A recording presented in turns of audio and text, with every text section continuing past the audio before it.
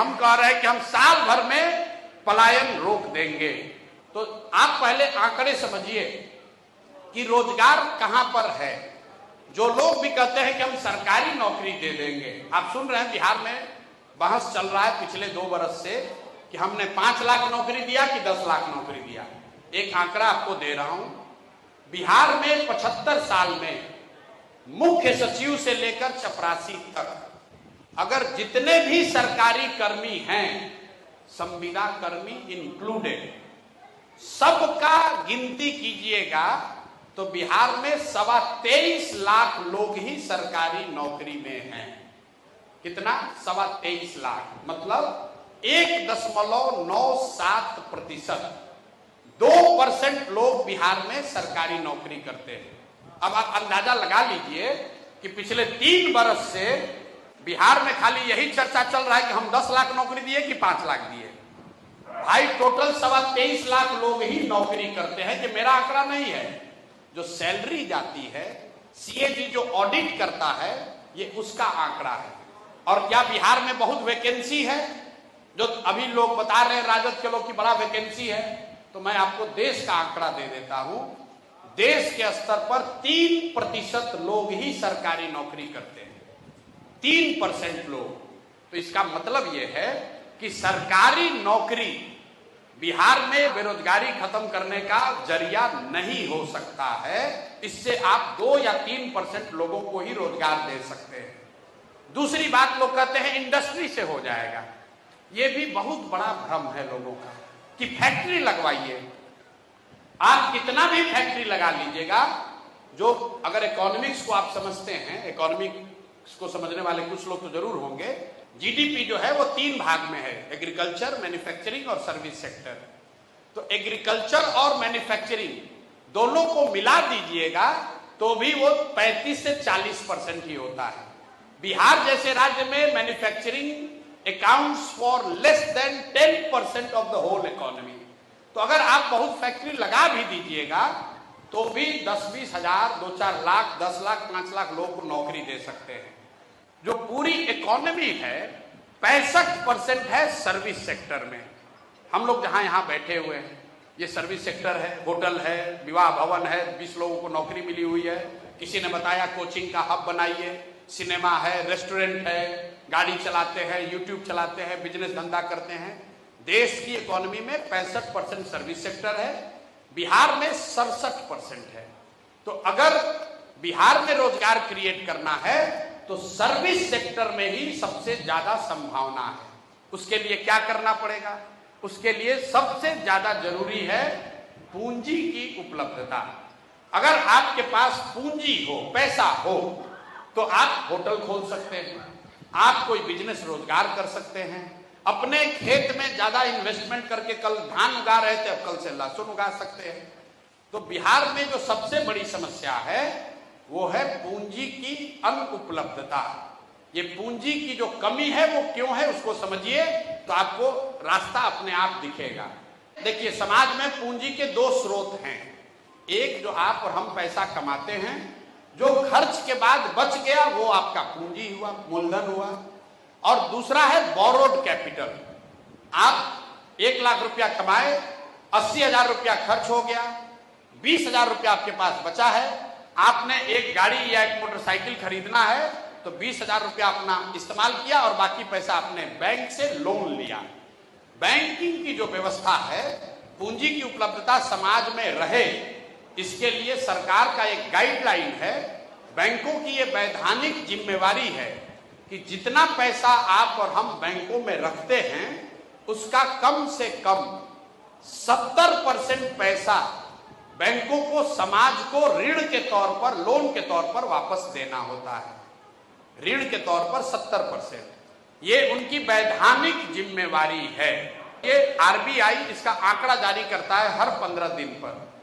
बिहार में बैंक जो हैं वो सिर्फ 100 में 40 रुपया ही लोन दे रहे हैं, 60 रुपया दूसरे राज्य में ट्रांसफर कर रहे हैं, जिसको मैं कहता हूं पूंजी का पलायन। इसका असर क्या होता है? पिछले वित्तीय वर्ष में बिहार की गरीब जनता ने, कोई इंडस्ट्री नहीं है, बहुत गरीबी है, फिर भी बिहार के लोगों ने एक साथ मिलके करीब करीब 4.5 लाख करोड़ रुपया हम लोगों ने बैंकों में जमा किया। 40% सीडी रेशियो होने की वजह से बैंकों ने सिर्फ 1,61,000 करोड़ रुपया यहां पर कर्ज के तौर पर दिया।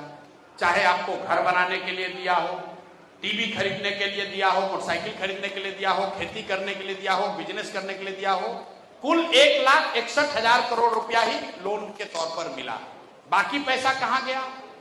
बाकी पैसा बैंकों ने उन राज्यों में ट्रांसफर कर दिया जहां पर उद्योग धंधे लग रहे हैं, जहां पर तरक्की हो रही है।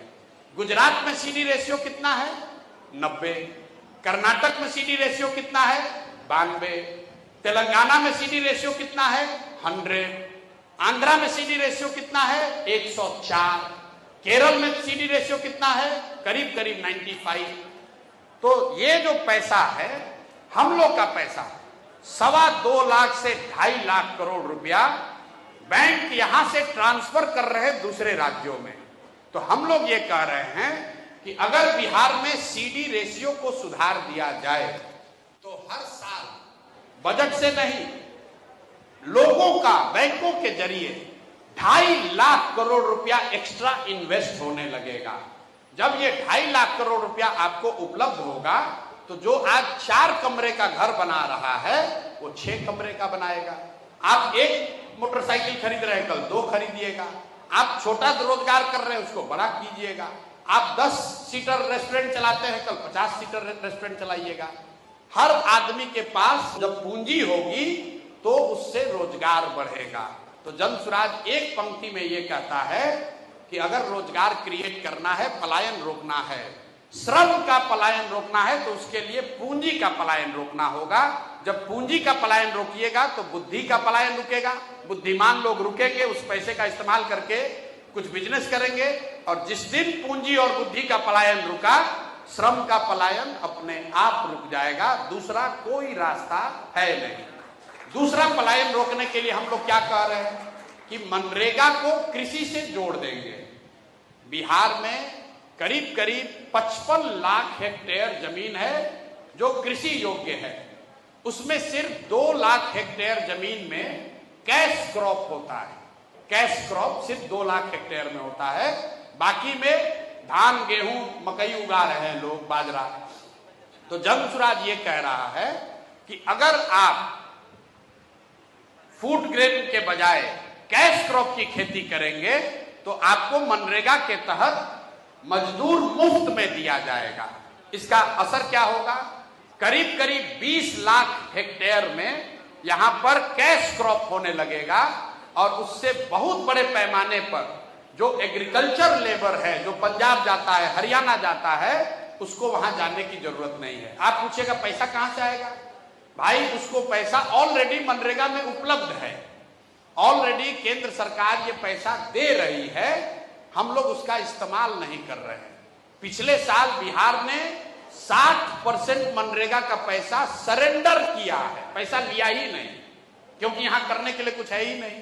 तो दूसरा पलायन रोकने का हम लोग का जो तरीका है कि मनरेगा को कृषि से जोड़ दे, उससे एग्रीकल्चर प्रोडक्टिविटी बढ़ेगी, मनरेगा के मजदूर का सही सदुपयोग होगा और कृषि आधारित मजदूरों का पलायन रुकेगा। तीसरा और अंतिम बात, पलायन रोकने के लिए, रोजगार के लिए हम लोग इंटरेस्ट सबवेंशन स्कीम चलाना चाहते हैं। मतलब यहां पर कल्चर नहीं है बिजनेस व्यापार का।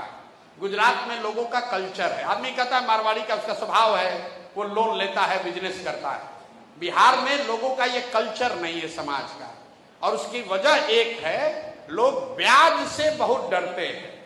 मूलधन से ज्यादा लोग ब्याज से डरते हैं।